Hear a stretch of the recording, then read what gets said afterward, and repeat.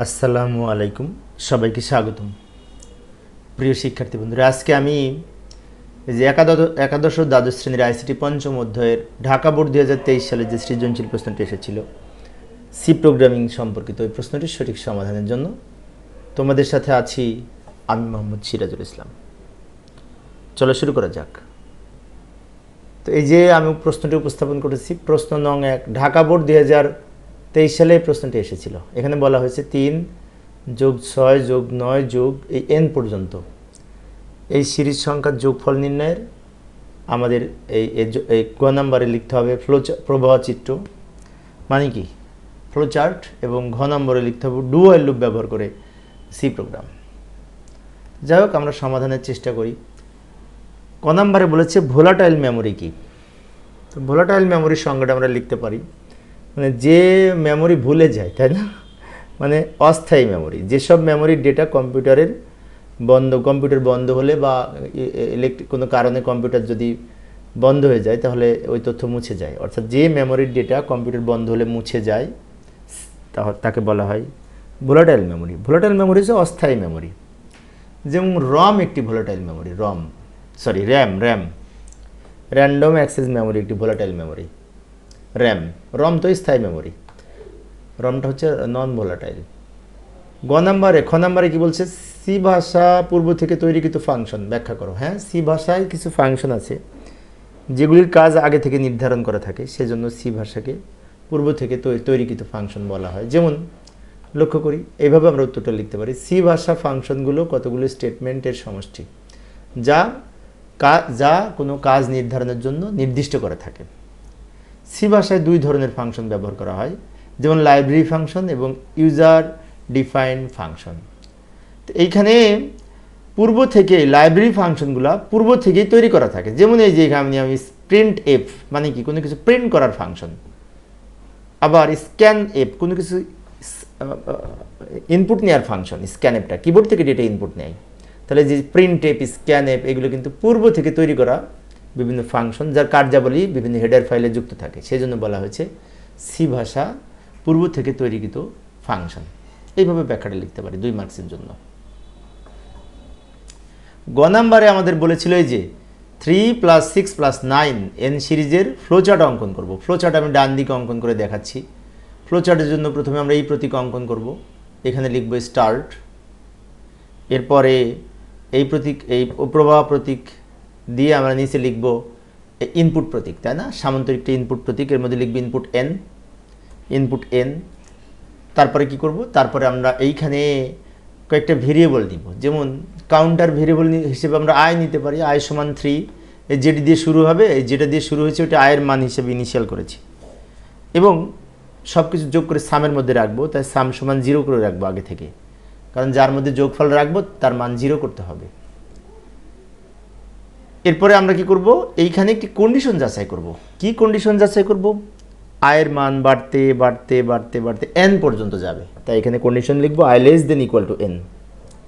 এই কন্ডিশন যদি ইয়েস হয় তাহলে নিচে লিখে 2টা কাজ করবে, একটা হচ্ছে যোগফল নির্ণয় করবে, আর যদি নো হয় ডান দিকে যে প্রোগ্রাম শেষ করে দিবে। এখন n এর মান যদি আমি 40 দিই আর আয়ের মান এখানে 3 দেওয়া আছে, তাহলে কিন্তু এই কন্ডিশন সত্য হলে কী করবে, এর নিচে যোগফল নির্ণয় করবে। এখন এই যোগফল নির্ণয়ের সূত্রটা হচ্ছে, সিরিজ সংখ্যার যোগফল নির্ণয়ের সূত্র হচ্ছে, আমি তো সাম এর মধ্যে যোগফলটা রাখবো, তাই না, সামের সাথে আয়ের মান যোগ করব। সেজন্য যোগফলের সূত্র হচ্ছে সাম = i, অর্থাৎ সামের যে মান তার সাথে আয়ের মান যোগ করে সামের মধ্যে রাখবে। এরপরে আবার ওই আয়ের মান 3 করে বৃদ্ধি করবে। তার জন্য আবার আমরা নিচে লিখতে পারি, একসাথে লিখলেও হতো, আমরা আলাদা করে লিখলাম যে i = i + 3, আয়ের মান 3 করে বৃদ্ধি করে বাম দিক দিয়ে ফেরত যেয়ে আবার ওইখানে যে কন্ডিশন যাচাই করবে। কন্ডিশন যাচাই করে দেখবে যে এই কন্ডিশনটা সত্য কিনা। সত্য হলে আবার যোগ করবে, 3 বৃদ্ধি করবে, দিয়ে উপরে এখানে ফিরে যাবে। বারবার এই লুপের কাজটা বারবার করতে করতে একসময় কিন্তু n পর্যন্ত যোগ করা শেষ হবে। যখন যোগ করা শেষ হয়ে যাবে তখন এই সামের যে মান হবে ওই মানটা ডান দিকে যেয়ে এই প্রিন্ট সাম, মানে সামের মান প্রিন্ট করে প্রোগ্রাম শেষ করবে। এই হচ্ছে আমাদের ফ্লোচার্ট। 3 মার্কসের জন্য এই ধরনের প্রশ্ন আমাদের আসে পরীক্ষায়। ফ্লোচার্ট আমরা এইভাবে অঙ্কন করতে পারি। আবার আমরা এই উদ্দীপকে ফিরে যাব। উদ্দীপকের গণনে কি বলেছিল সেটা দেখব।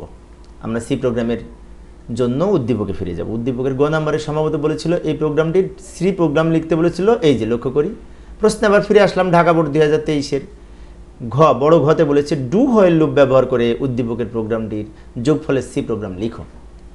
ডু হোয়াইল লুপ ব্যবহার, তাই না? আচ্ছা, তো যাই সমাধানের চেষ্টা করি। এইখানে যে ডান দিকে আমি ছোট্ট করে প্রশ্নটা লিখে রাখলাম ঢাকা বোর্ড 2023 সালের প্রশ্নটি, বাম দিকে আমি সমাধান করে দেখাচ্ছি। ডু হোয়াইল লুপ ব্যবহার করে এই সিরিজের যোগফল নির্ণয়ের সি প্রোগ্রাম নিম্নরূপ। আচ্ছা, সি প্রোগ্রামের শুরুতে আমরা একটি হেডার ফাইল যুক্ত করব, ইনক্লুড stdio.h। এটা হচ্ছে standard input output header file. এরপরে মেইন ফাংশন দিয়ে প্রোগ্রাম স্টার্ট করব, তাই না? মেইন ফাংশন এবং ওপেনিং কার্লি ব্র্যাকেট দিয়ে প্রোগ্রাম স্টার্ট করলাম। এরপরে এইখানে আমরা এই ভেরিয়েবল ডিক্লারেশন সেকশন স্টার্ট করার পরে এখানে এই যে 3, 6, 9 এগুলো কিন্তু পূর্ণ সংখ্যা। তো পূর্ণ সংখ্যার ডেটা টাইপ হিসেবে INT হচ্ছে আমাদের এই পূর্ণ সংখ্যা ডেটা টাইপের জন্য নির্ধারিত কিওয়ার্ড। এরপর একটি স্পেস দিয়ে আমরা 3টা ভেরিয়েবলের নাম লিখব। একটা হচ্ছে i সাম। এখানে n হচ্ছে আমরা এই যে n তম সংখ্যা পর্যন্ত ইনপুট নিব। তো n হচ্ছে আমাদের ইনপুট ভেরিয়েবল, n এর মান আমরা যত দিব তত পর্যন্ত যোগ করবে।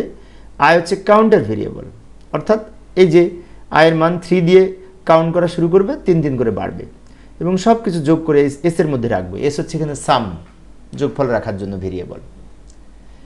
এর পরের লাইনে আমরা কি করব, ইউজারকে এই যে প্রিন্টএফ ফাংশনের মধ্যে এখানে একটি প্যারামিটার পাস করব, এন্টার ভ্যালু অফ n। অর্থাৎ আমি ইউজারকে বলে দিলাম যে n এর মান ইনপুট দিন। n এর মান ইনপুট দিবে, যত পর্যন্ত দিবে তত পর্যন্ত যোগ করবে, তাই না? এরপরে n এর মানটা কিবোর্ড থেকে ডেটা ইনপুট নেওয়ার জন্য স্ক্যানএফ ফাংশনের মধ্যে লিখব এই %d and n। %d হচ্ছে ফরম্যাট স্পেসিফায়ার, যেটি পূর্ণ সংখ্যা ডেটা ইনপুট নেওয়ার জন্য এবং পূর্ণ সংখ্যা ডেটা আউটপুট আকারে প্রকাশ করার জন্য ব্যবহার করা হয়।